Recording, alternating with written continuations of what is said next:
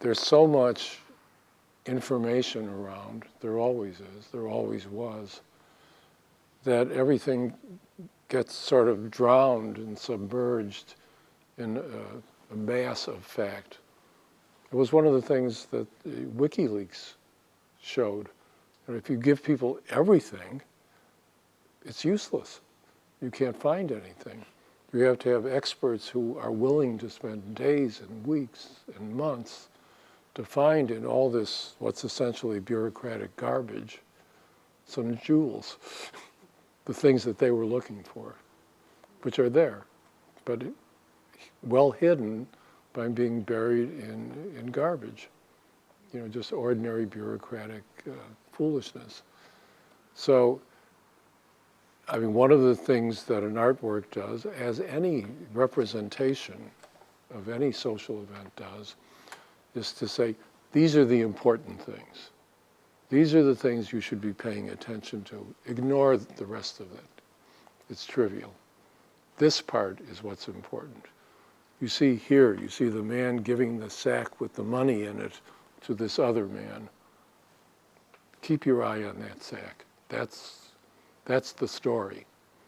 Somebody else might not know that, might not understand what it meant, what it could mean, how it could be interpreted. I mean, because all of these representations that you looked at are, after all, very public, and they're meant to influence people. They're meant in one way or another. Maybe they're just intended to accept everything that people ordinarily believe so that they will enjoy the story. But maybe they're meant to point out something provocative, something that says, you didn't know this, or you didn't pay attention. Now, pay attention, because I'm going to show you how important it is. I mean, that's something artists always did. I mean, Zola,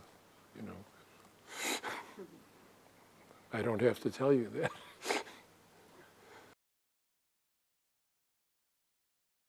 I think the best thing, the best advice to a researcher who wants to use artistic materials is to know a lot about that form of art. In other words, to know what someone who does that knows. So, and it's not a lot. I mean, once you understand the importance of cutting and montage in a film, then you know the most important things. Because there's a language of film. If I show you this and then I show you that, automatically you make a connection. Why did she show me this? Now that she's showing me that. This produced that. This is one of the requirements, this one here, for that to happen, there's some kind of implicit argument, which people who know how to watch film, who is everybody, because everyone who grows up in a place where they have movies knows this, they know how to see a movie. But people who know how to make a movie or know how a movie is made understand that could have been different. I could have put the shots together this way. If I reversed these, you would see a different order of cause and effect. So, I mean, when you teach people photography, which I have done, I used to teach photography for years. I taught photography as a social science method. The first thing you teach them is pay attention to where the photographer was standing. Was the photographer standing where they could see everything, or everything that we might think is important? Were there things that happened before the photographer made the picture? What happened after the photographer made the picture?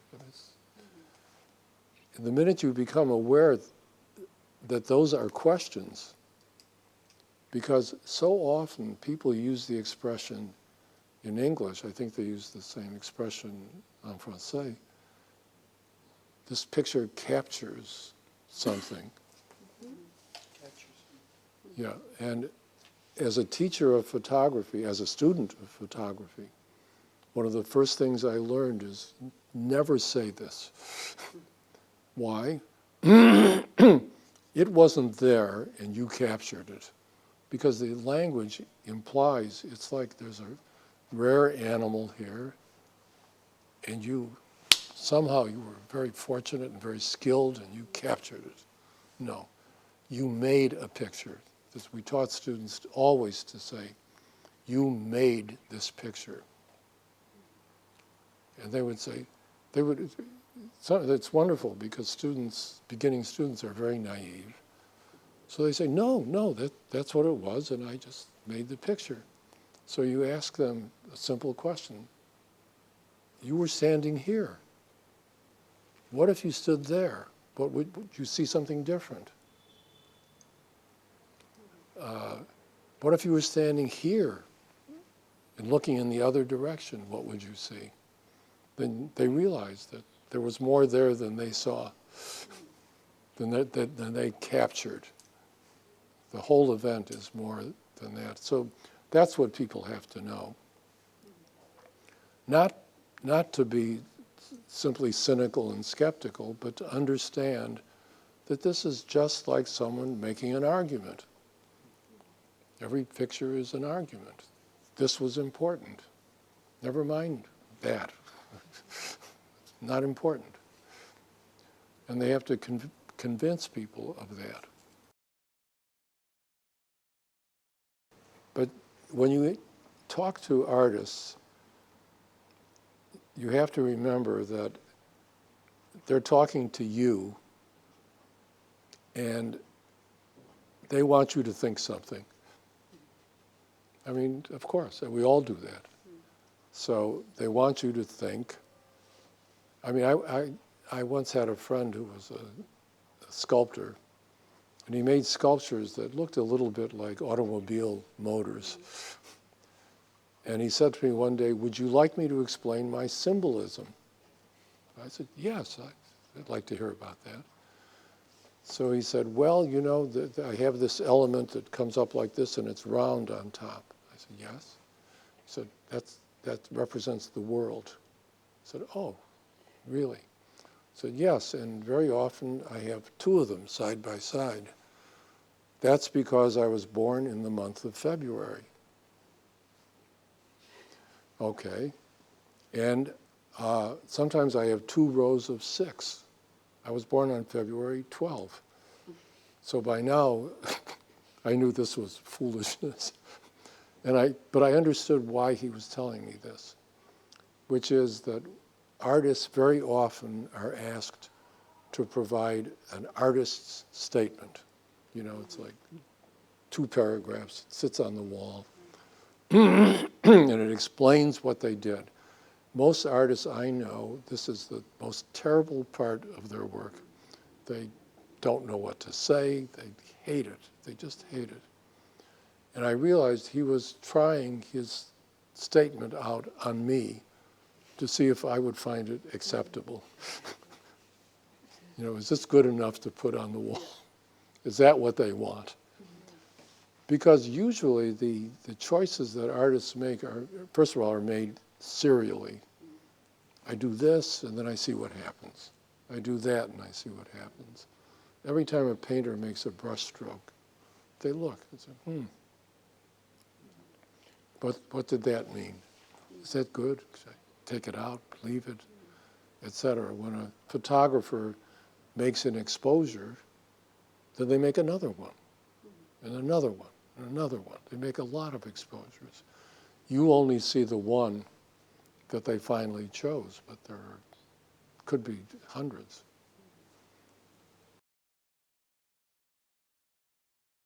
I don't mean to be, you know, in our own evasive, because I don't know what the risk is for you.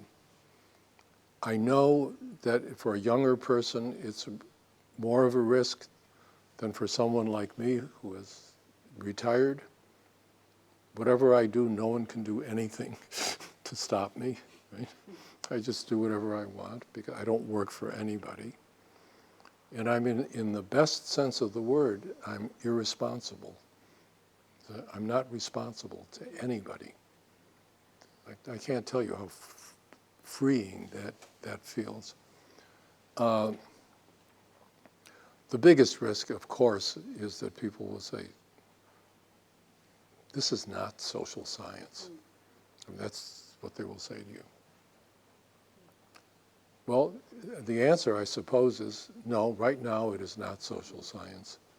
Maybe someday in the future it will be, or maybe not. So that's the risk you take, is a kind of risk of like making a bet on a race. Maybe you'll win, maybe you won't.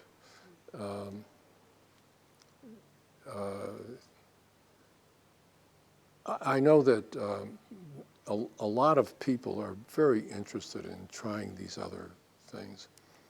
When I was still teaching at Northwestern University, I had a colleague named Dwight Conquergood, who since died.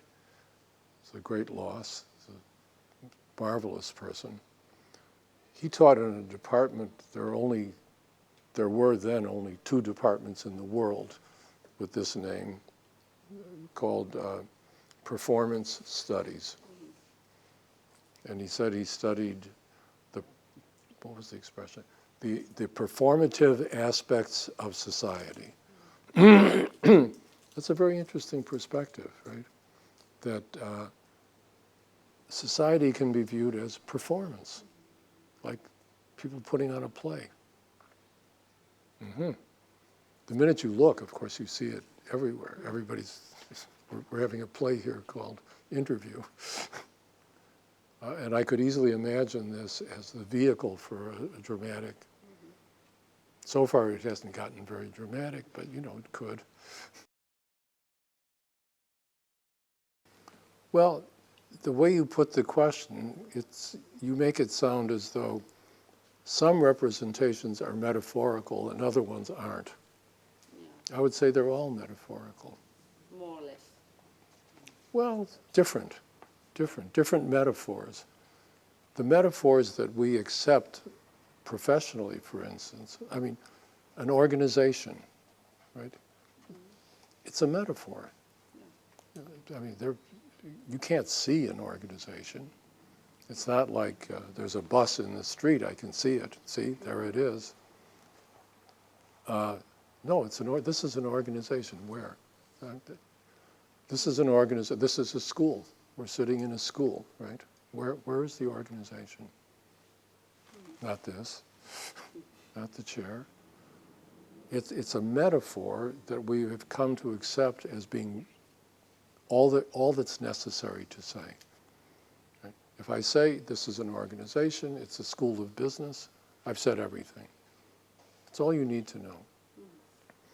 In fact, you can really argue, I think, with some being quite realistic, that whatever an organization says about itself, this is what we do, that's not what they do.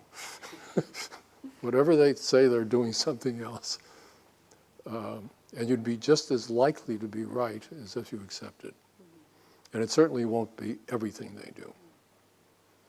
I mean, if I say a political party is organized in order to govern the country, to present policies, etc., does that include carrying bags of money from here to there and giving it to this person? No. But they do it, don't they? Yes, but that's not really what they do. But it is really what they all do it. They do it all the time. They've done it for years. Go away, is what they'll tell me. But I mean, one of the famous essays in comparative sociology is Irving Goffman's famous essay on total institutions, which rests exactly on seeing the common features of things that no one considers to be the same. Prisons, but also convents and monasteries. Certain kinds of schools. Mental hospitals, but also military barracks. He sees a common feature. And he's right to see it, it's there. So the idea of metaphor, I think is really not useful, because unless you want to accept that everything that we say is metaphorical in that way, which that I would agree with. But it's not that some people use metaphors and other people are speaking realistically. Because, any filmmaker or novelist knows that realism is a style. Right? But the question is, who could it be useful for? And to do what? And that's the question partly about who wants to do something and who is able to use the information or the understanding that a work of art could provide. Because not everybody wants to do anything. Very often there are many people who don't want to do anything at all. They think it's just fine. And everyone else just must understand that this is how it is and then accept it. So someone like that would think that the work of a piece of art is to convince people to accept something. Other people would think the business of a work of art is to arouse people to do something they wouldn't do otherwise. So if I were the head of a union, for example, I would want a work something like the famous play from the 1930s by Clifford Odets, Waiting for Lefty, which is about, a union and a strike, etc. There are all kinds of uses. And very often, the thing that makes art really interesting is that the artists usually have their own interests to consider, and they don't really care about the union or the business. They want to make a piece of art that is what they want. And that's what makes them seem very original to other people, because they're willing to consider things, that a manager or a union leader might not consider, would say we can't even think about that. But if you're an artist, you can think about anything, because in the ideal case, the artist is completely free. Usually not, but usually more free than any of the people involved in a particular organization.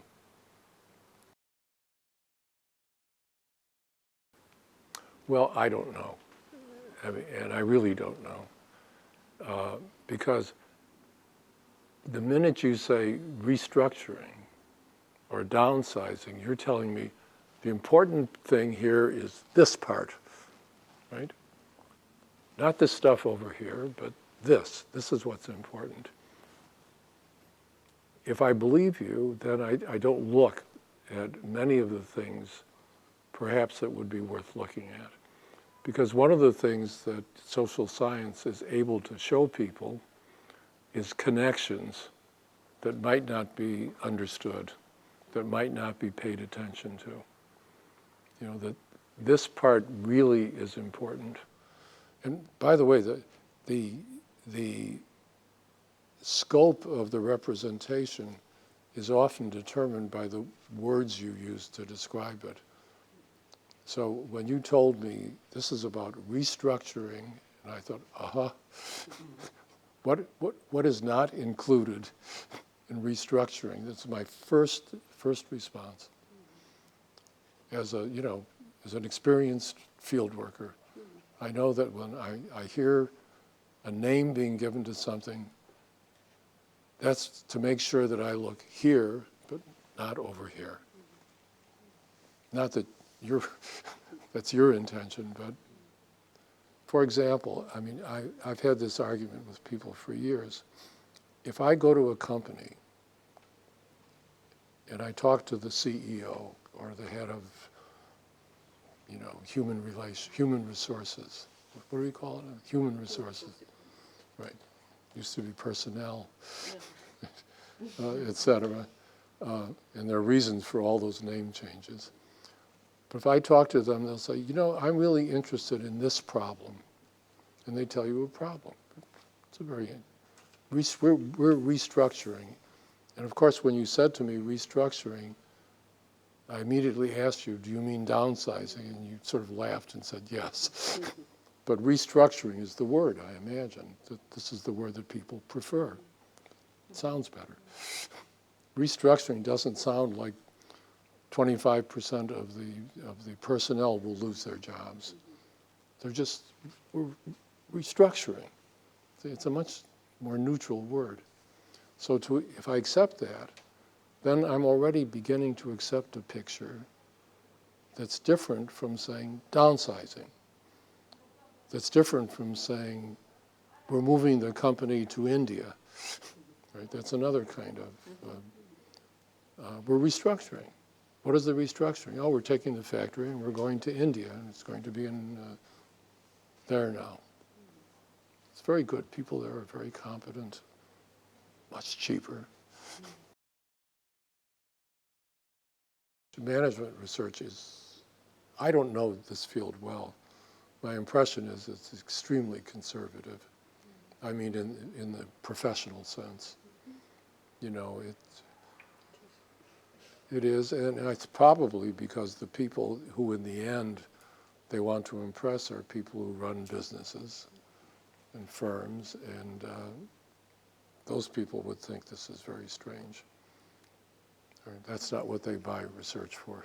If they want to see a movie, they'll go to the theater. I mean, I don't think anybody that I know of has really studied the market in business for these kinds of management tools and understandings. I mean, they all do it. They all spend money on this. You know, and large firms like Accenture and so on are very profitable still. But I'm not sure what the companies who buy this think they're getting. It means that it projects an idea of doing something that's not possible to do. Because nobody can really manage things in the sense that management studies proposes. You know, to devise a rational plan and proceed to follow it and get an expected result. It almost never happens. I mean, I really consider management studies a form of utopian thinking. Like every utopia, you know, people believe that it will do that. But things never work the way they're supposed to. Not in science, not in management, not in real life. So to say management in a confident way, as if you could manage something and get the result you want, it's obviously not true. It can't happen.